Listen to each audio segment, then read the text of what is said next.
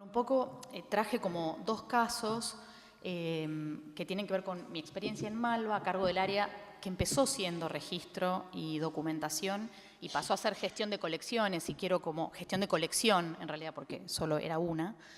Quiero hablar un poco de esa transformación que tiene que ver, que es conceptual, además de material, digamos. Por un lado, y después el proyecto que estamos realizando con estudiantes de grado de la UBA y la Fundación CLEM, en una puesta en valor de ese patrimonio, ¿no? Como tomando esos dos casos, quizá traer interrogantes, cuestiones para que debatamos un poco. Y ante todo, escuchando a mis colegas, lo primero que me viene a la mente es pensar que el número de piezas que tienen los patrimonios de museos nacionales suele ser altísimamente superior, y la complejidad en ese número marca una gran diferencia, por lo menos en los dos casos que voy a traer hoy. La colección de Malva tenía en sus orígenes 250 obras, cuando Eduardo Costantini hace la donación inicial. Hoy, cuando yo trabajé 12 años, cuando me fui tenía 600 más o menos, y hoy debe estar en unas 800. Sigue siendo una escala totalmente manejable, incluso por poco staff, ¿no? Y la colección CLEM, que ahora vamos a ver con todas sus diversidades, incluyendo su obra propia, personal y todo lo que él coleccionaba de arte internacional, nacional y objetos, está también más o menos en unas 700 piezas. Entonces, nuevamente, estamos ante una escala pequeña, me permito decir, muy pequeña. Eso como primer tema. Y que me parece que después de mucho...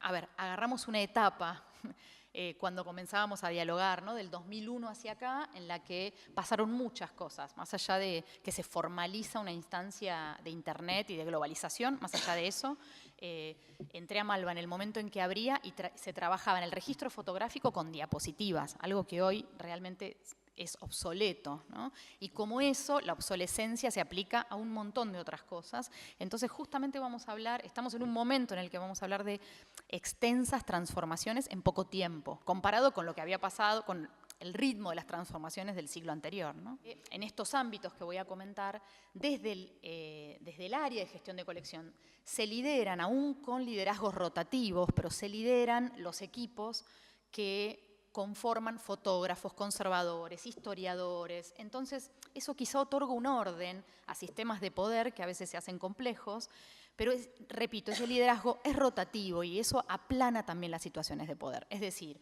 hay un momento en el que tiene realmente el liderazgo el área de conservación y necesita ser la historia material de un mismo fichado que va a retomar después el equipo de catalogación y va a profundizar en su etapa más histórica, digamos, va a arrastrar la procedencia, pero eso no quita que haya una reunión semanal con el equipo de conservación. Digo, y ida y vuelta, digamos, por eso hablo de aplanar una situación de poder, pero levantar el liderazgo rotativamente, ¿no?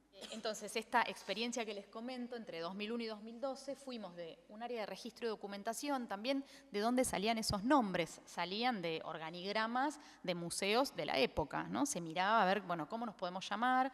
En ese momento había pasado la crisis del 2001, se había ido el director mexicano, Marcelo Pacheco aterriza a tratar de rearmar una programación, un patrimonio, etcétera. Y comenzamos a pasar de la situación de un armado de legajos que parecía la única premisa en el área de colección, que era un pequeño gabinete con carpetas, a pensar un trabajo interdisciplinario de protección de un patrimonio, ¿no? Entonces, nuevamente, es como trazar un arco más grande en el que está debajo de ese paraguas un montón de gente, con nuevamente un liderazgo rotativo, ¿no?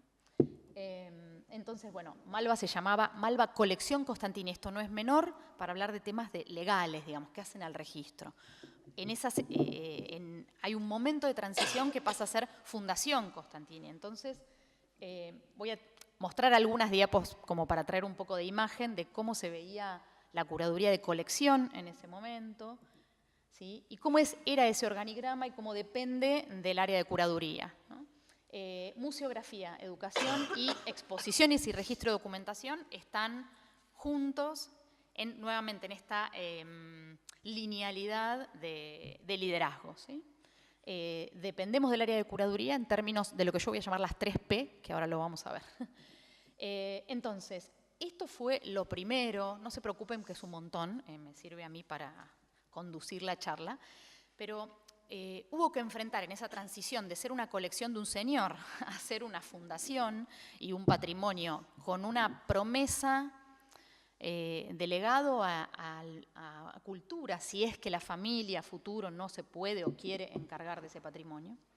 Entonces, hubo que hacer todo un ordenamiento de legales, ¿sí? Un primer inventario, un primer marcaje, ¿sí? Definir obras que estaban en limbos, como que eran de los hijos de Eduardo y estaban en el depósito, y eso que son, y darles el estatus de comodato si convenía, digo, o definir esos limbos. Ver ese primer catálogo que saca Malva, en el que si bien es un libro muy gordo, muy trabajado por un montón de gente, tenía información deficiente por la velocidad, que si bien se hizo como en 2 años, aún así rastrear todo lo que había que rastrear, dado que cuando un coleccionista privado compra de una manera más informal y es más difícil ir hacia atrás, ¿no? Solía pasar en el pasado, ahora con AFIP quizá pase menos, se necesita la factura y se necesitan un montón de cosas, pero solía pasar mucho en el pasado. Me reencuentro con esta situación en la Fundación Clem, y no es porque haya habido un desorden, sino simplemente porque no había un protocolo, ¿no? Registros deficientes, sobre todo de movimientos anteriores, entonces empieza a circular la palabra, la oralidad, de no, yo me acuerdo que fue a tal lado, se guardó en tal lado, entonces había que recuperar esa oralidad y darle formalidad también. Eso nos llevó, bueno, y como ven acá, las fotografías eran en transparencias y diapositivas, digo, esa transición, que el año clave es como 2004, 2005, cuando la digitalidad, digamos, levanta sobre los museos fuertemente, ¿no? Como que empieza a verse las colecciones online, se empiezan a ver catálogos online. Entonces, todo eso ataca al mismo tiempo. Y por suerte, se formaliza en ese momento en Malva el comité de adquisiciones. Entonces, todo lo que es ingreso de obra también se formaliza. O es compra o es donación y no hay mucha otra vuelta. O es un comodato de la familia o de otra persona y digamos, al formalizar eso, se formalizan contratos, etc. Entonces, no había un equipo de conservadores en casa, no había fotógrafos, no había... Entonces, ¿cómo pasamos a este nuevo Malva? ¿Sí? Voy a tirar... Acordate. Cierto, estoy en la otra. ¿Sí? A esta nueva etapa, es ilustrativo, ¿sí? Pero para que vean cómo también cambiaron cuestiones museográficas, cambió la forma de pensar el montaje de obra contemporánea con obra antigua o histórica, ¿no? Y empezamos a priorizar incluso la foto en la que está el público, ¿no? También, que no es menor, digo, la historia personal y la vivencia y la experiencia. Hasta llegar, bueno, a Verbo América, que yo ya no estaba en Malva cuando se hizo Verbo América, pero esta sería la escena, el cambio de escena a que se constituya el área de gestión de colección, que es el momento en el que Malva estaba por cumplir 10 años, y bueno, y yo después como que cumplí 10 años y dije, bueno, chao, me voy. Pero como con una misión cumplida, por lo menos así lo sentí en ese momento. Se integraron procesos en un área, ¿sí? Y estas son las 3P que fueron fundamentales para organizar, para hacer ese pasaje de ser un área de registro, ¿sí? A ser un área de gestión de todo el patrimonio.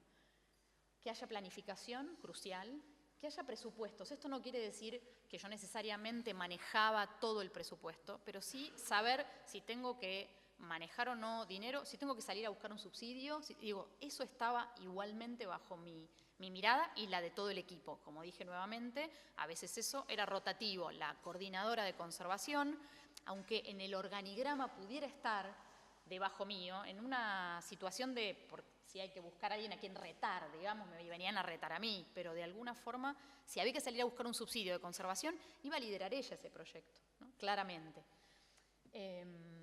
Entonces, presupuestos y protocolos. O sea, no había en un inicio ni protocolos de manejo de obra en un movimiento, ni cómo era una adquisición, cómo se formalizaba una adquisición, qué es lo que adquiere Malva, qué es lo que busca.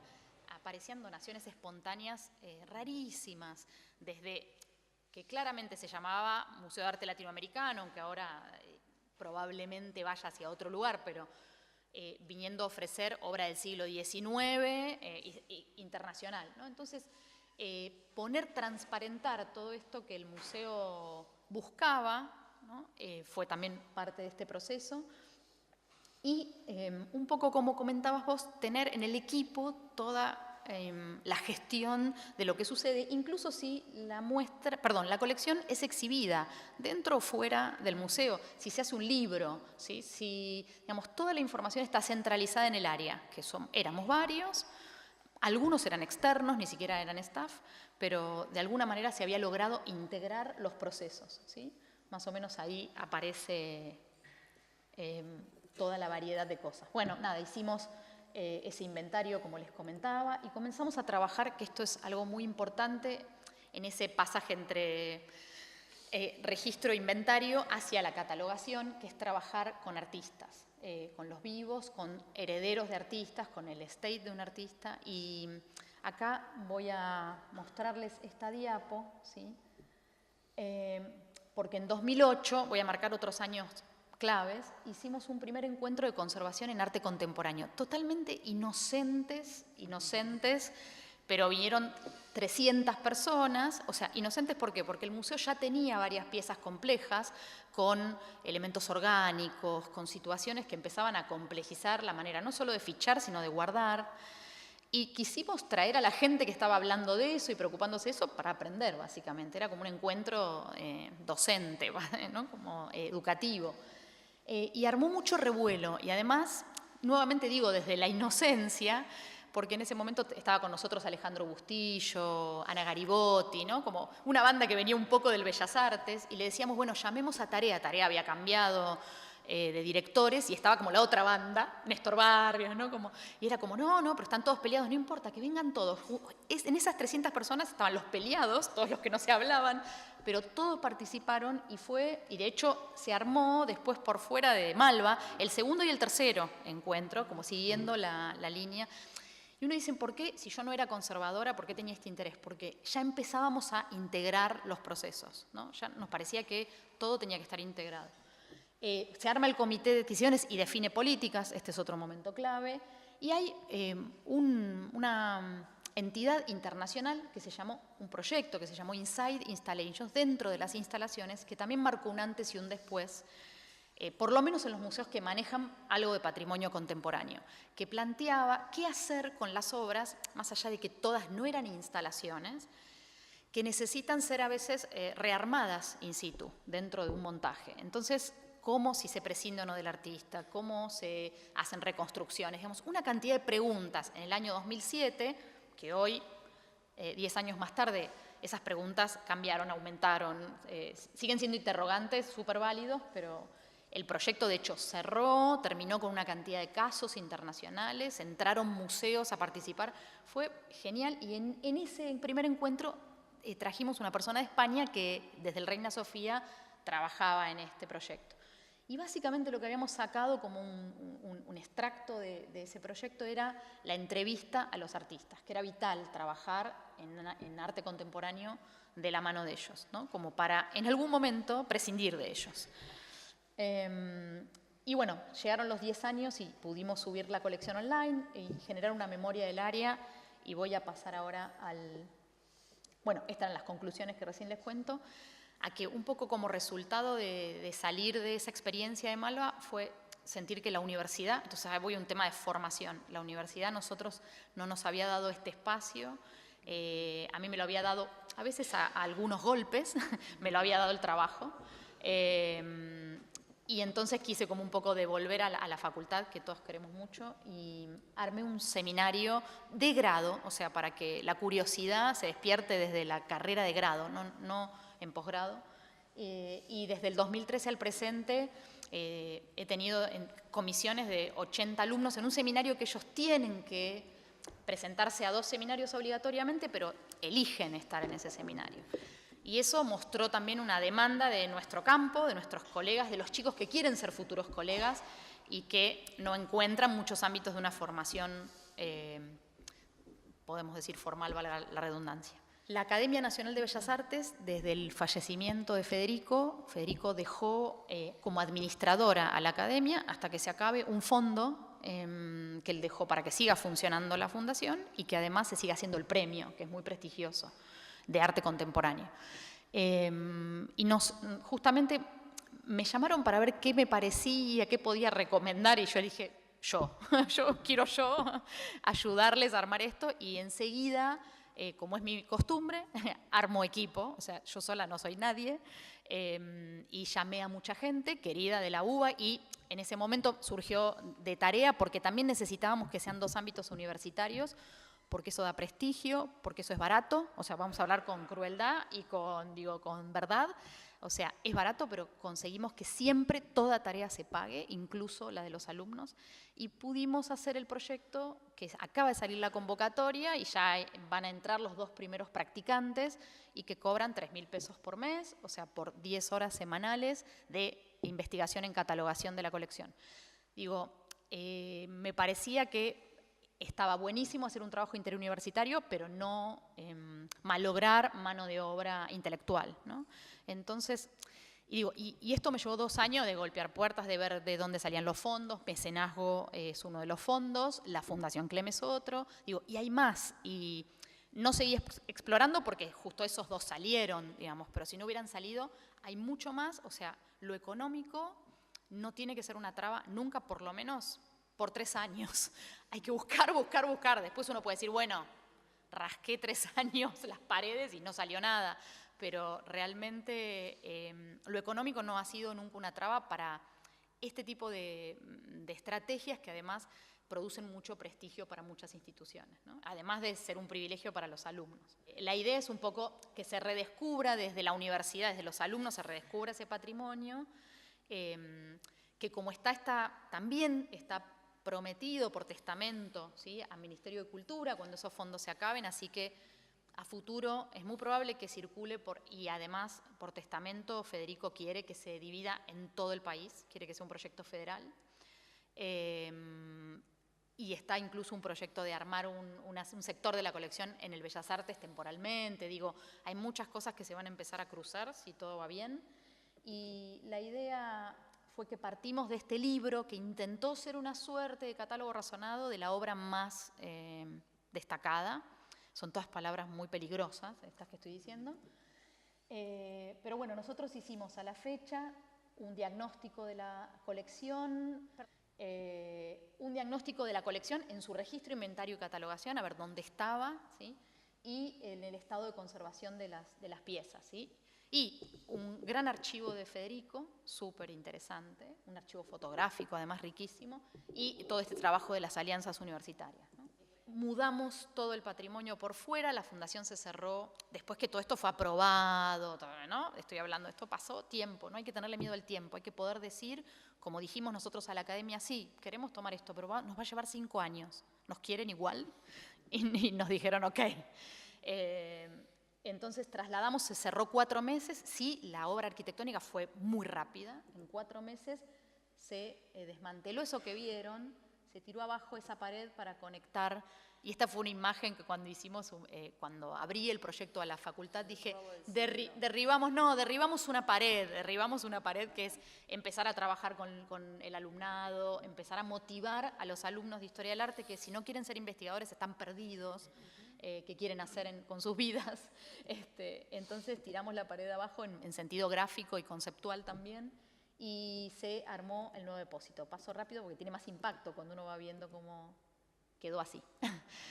Y esto es 2016, en realidad, claro, empezamos con el diagnóstico en agosto de 2015, en diciembre tuvimos el diagnóstico, llevó su tiempo también, que el diagnóstico era entrar y hacer así, ¿qué es esto? Con conservadores y nosotros, peleándonos, diciéndonos de todo, que no, que sí, que es Bernie,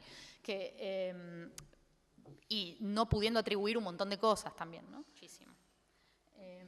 Bien, entonces, esto es cuando las parrillas que hubo, se recicló muchísimo, se ahorró muchísimo dinero porque si no, no se podía hacer. O sea, todo parece como nuevito y brillante, todo es reciclado. La parrilla que no funcionaba, entonces se usó a ver si está acá la foto de la planera. Bueno, no sé si puedo ir atrás ahora. Algunas parrillas que estaban rotas, se construyó una planera horizontal con esas parrillas. La persona, Carmen Sojo, que lideró también desde la UBA Arquitectura el proyecto, es ella, su marido, el equipo que se llama A77, son expertos en reciclaje, o sea, en ecología de la arquitectura. Entonces, muy pocas cosas, los aires acondicionados son nuevos, nada más, pero muy pocas cosas son nuevas. Y la pintura del piso, porque había que mejorar el piso. Esto era la situación del fondo editorial, ¿sí? Y del archivo de Federico, llegamos a esto. Y lo que sí se compró ahí, con fondos de algo de mecenazgo y algo de fundación, fueron los Rapiestant, que son fantásticos, no tienen humedad, no son ignífugos, todo bonito. Y todavía se está ordenando, pero es un fondo documental impresionante. Tienen además el archivo de la ex Galería Bonino, bueno, un montón de cosas para los nerds de la historia del arte, muy interesantes. Y de hecho se está haciendo ahora un plan de expurgo que nos ayudó Carolina de la Biblioteca Nacional. Eso también la llamamos a Carolina, por supuesto le pagamos para que nos ayude a idear un plan de expurgo. O sea, como hay mucho de muchos libros y no hay mucho de los más interesantes, porque obviamente esos se fueron rápido, pero hay mucho de otros. Entonces, ¿a quién enviarlos? ¿Cómo hacerlo? Hablamos con Andriani para que se... Digo, todo el tiempo estamos mangueando algo, todo el tiempo. Es ley estar pidiéndole a alguien algo a cambio de poner un logo en la web, que nos...